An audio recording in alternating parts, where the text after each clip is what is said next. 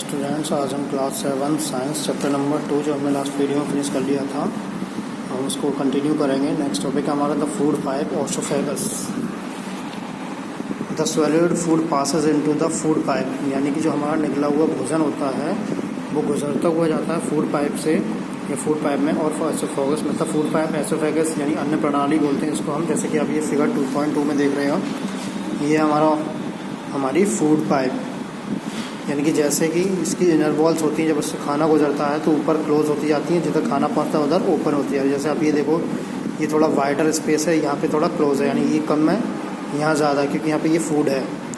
जैसे जैसे फूड जाएगा तो जिस प्लेस पे फूड होगा वो तो स्पेस थोड़ा वाइड हो जाएगा, चौड़ा, और जो ऊपर का होगा वो पतला होता जाएगा, जिसके कारण फूड आसानी से नीचे की ओर पुश हो जाएगा।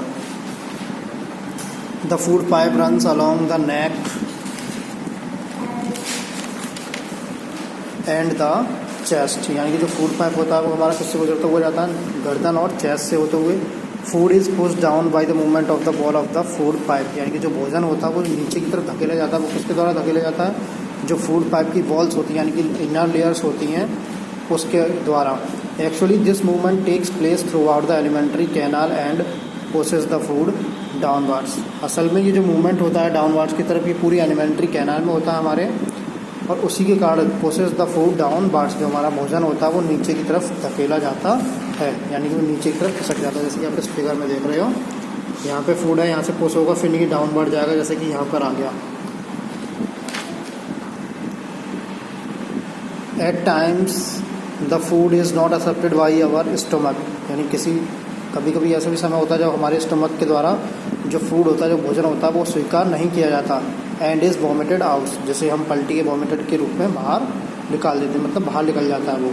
Recall the instances when you vomited after eating and think of the reason for it, यानी कि आप उस मोमेंट का, उस घटने को याद करें जब आपने कभी खाना खाया हो और उसके बाद आपको वॉमिट हुआ हो, तो अब ये सोचे वो वॉमिट रीज़न फॉर इट, की वॉमिट क्यों हुई। Discuss with your parents and teacher.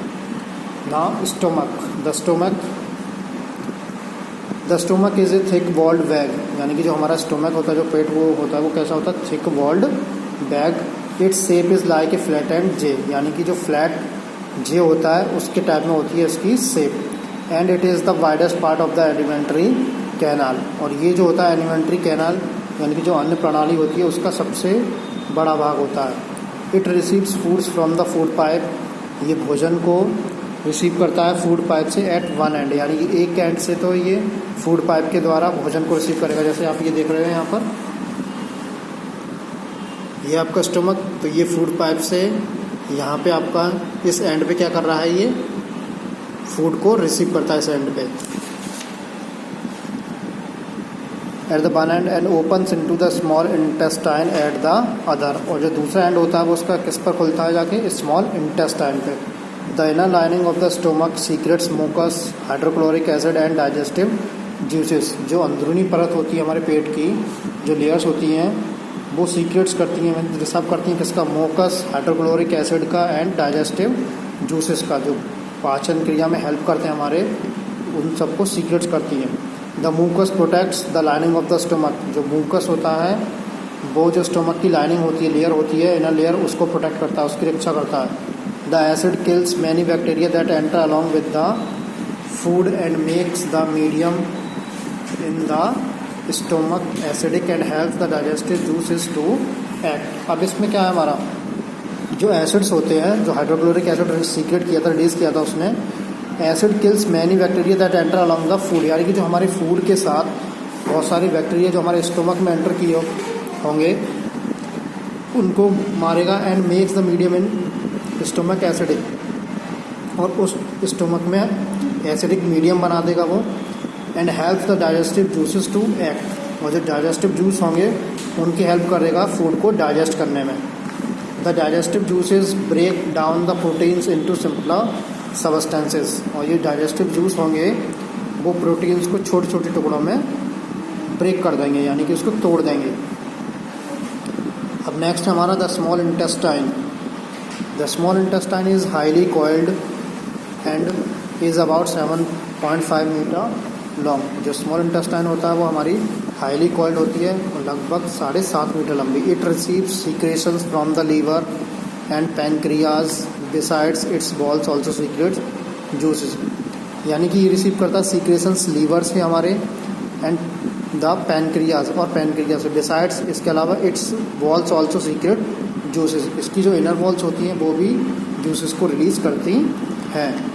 The liver is a reddish brown gland situated in the upper part of the abdomen on the right side। जो लीवर है वो क्या एक reddish brown gland है जो हमारे upper part of the abdomen में स्थित है, ऑन द राइट साइड, उसके राइट साइड पर। It is the largest gland in the body, और ये क्या हमारी बॉडी में सबसे बड़ी gland. It secretes bile juice that is stored in a sac called gall bladder, और ये क्या सीक्रेट करती है वाइल जूस को, जो कहाँ पे स्टोर होता है हमारे गॉल ब्लैडर में। The bile play an important role in the digestion of fats, जो वाइल जूस होता है वो फैट्स को पचाने में बहुत यानी महत्वपूर्ण रोल निभाता है। The pancreas is a large cream coloured gland, जो पैनक्रियाज होते हैं वो हमारे बड़े क्रीम कलर ग्लैंड होते हैं, लोकेटेड जस्ट बिलो ए स्टोमक, जो ठीक स्टोमक के नीचे होते हैं। The pancreatic juice act on carbohydrates fats and proteins and changes them into simpler form, जो पैनक्रियाटिक जूस होते हैं वो कार्बोहाइड्रेट्स यानी जो हम अपने भोजन मीट करते हैं जैसे कार्बोहाइड्रेट फैट है प्रोटीन्स है उसके ऊपर एक्ट करेंगे और उनको ब्रेक करके एक सिंपल फॉर्म में बना देंगे। The partly digested food now reaches the lower part of the small intestine, अब जो हमारा हल्का भोजन जो डाइजेस्टेड हो गया होगा वो कहाँ पे पहुँचेगा हमारा lower part of the small intestine में, स्मॉल इंटेस्टाइन के निचले भाग में, where the intestinal juices completes the digestion, जो इंटेलिजेंट जूस होंगे वो डाइजेशन को कंप्लीट करेंगे। The digestion of all components of the food, जितने भी कंपोनेंट्स हैं फूड के उनको सभी को पचाएंगे वो। The carbohydrates get broken into simple sugars such as glucose, fats into fatty acids and glycerol and proteins into amino acids. अब जो हमारे कार्बोहाइड्रेट्स होंगे वो धीमे धीमे टूट जाएंगे, ब्रोकन इनटू सिंपल शुगर्स में, यानी सिंपल शुगर्स में ब्रेक होंगे, जैसे कि ग्लूकोज फैट्स, जो ग्लूकोज फैट्स होंगे वो किस में बदल जाएंगे हमारे फैटी एसिड्स में एंड ग्लाइसरॉल में, and proteins into amino acids, जो प्रोटीन्स होंगे वो किस में कन्वर्ट हो जाएंगे हमारी अमीनो एसिड्स में।